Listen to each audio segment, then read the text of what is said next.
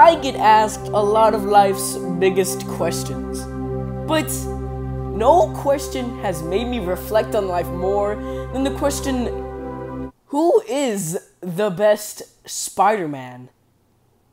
Now, I've been starting to realize that a lot of people get the word best confused with the word favorite. Now, if I say that Gone with the Wind is one of the best movies ever made, that in no way, shape, or form means that it is my favorite. So, we aren't here to talk about my favorite Spider-Man. We're here to talk about the best Spider-Man. Who is it? I don't even think I have to say his name. If you've seen all of the films, you know that the best representation... Alright, it's none of them. I actually think that the best representation of Spider-Man is Spider-Man PS4. The game explores the themes of loss, betrayal, selflessness, and that to me is a perfect Spider-Man. Hey, nobody cares what I have to say, am I right? So guys, we're gonna talk about who's the best Spider-Man. Yeah. Who is the best Spider-Man? Alright, let's get into it, guys. So, we're gonna split this video up into 3 parts. We're gonna talk about who has the best character story, the best character arc, and the best character accuracy. So let's start off with the first one.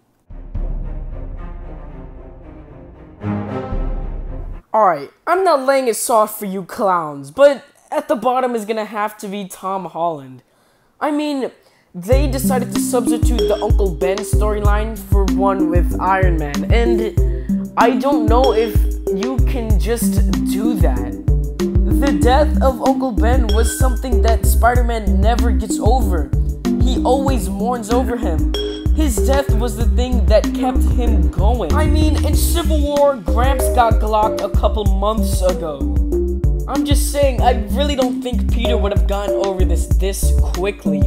He doesn't even mention his name. I'm not saying I hate Tom Holland's incarnation. I just don't think you can substitute great storytelling like that for an Iron Man subplot. So, let's talk about the underdog of the bunch, Andrew Garfield. Now, I don't really like talking about Andrew Garfield's Spider-Man. It's not because I hate it, it's because looking at it reminds me of looking at a grave. A dead franchise, and I can only imagine what it could have done. I mean, the last one was set up to set up the Sinister Six, and I can't say that I wasn't hyped for that. I have a lot of nostalgia for this one. I guess you could say that I just think that this movie is still garbage! The plot is doo-doo, the story is overstuffed, and the inconsistency is unbelievable! Alright. I've been clowning on this guy for too long. Let's give him some praise now. What makes Andrew Garfield's Spider-Man so different is that they do the classic take on the Uncle Ben story, but the stuff with his powers is a lot different. Now, you realize these movies are dark and gloomy, right? The movies are dead set on showing these powers off as a curse. Gwen Stacy's dad dies while telling Spider-Man to stay away from Gwen, or else he will get Gwen killed, and that's exactly what happens because of his powers. And that's something that I like about it, is because it's different. I know that a lot of people don't like Andrew Garfield because his Spider-Man is different. Not a lot of people like to see the hero get beaten up and lose. And I think that was really brave of them to try that out. But we're gonna have to give the bread to my boy, Tobey Maguire. That's the part where that's my problem. Tobey Maguire is that beautiful, pudgy face you think of when you think of Spider-Man. The memes and the great acting is what makes these movies so great. And of course, you cannot forget about the cheesiness. Lead us not into temptation, but deliver us.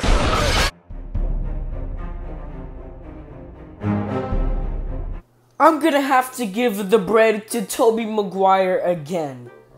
A lot of people hate Spider-Man 3 because of Venom, but I actually think that Spider-Man 3 is still light years better than other weak superhero movies. I think it has some of the most heartfelt moments in a lot of comic book movies. The part when Peter forgives Sandman for killing his uncle really hits your boy in the feels because it's just such a great moment. Peter went from someone who was gonna kill anyone in his way to finally finding the killer and doing what his uncle would have done. And that moment just always hits home for me. Now, I'm not saying that you can't get powerful moments from the other ones, because you really do. The part when Spider-Man realizes that he doesn't need a suit to be Spider-Man is one of my favorite moments in the MCU. And then with Andrew Garfield, the moment when Gwen dies is one of the best live-action Spider-Man moments. It's just that Tobey's arc was preparing us for that part, and it was just a great payoff.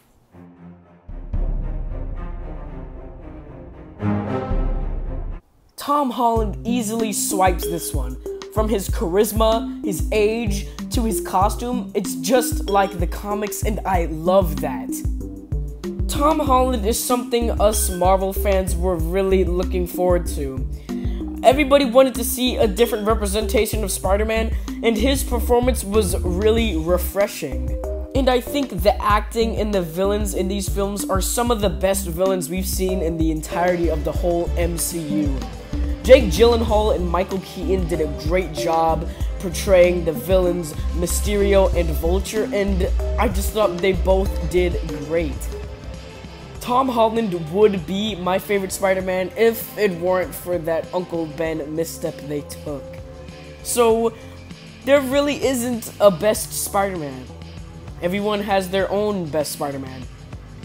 I'd love to hear what you guys have to say about the Spider-Man films and who you guys are in the comments below.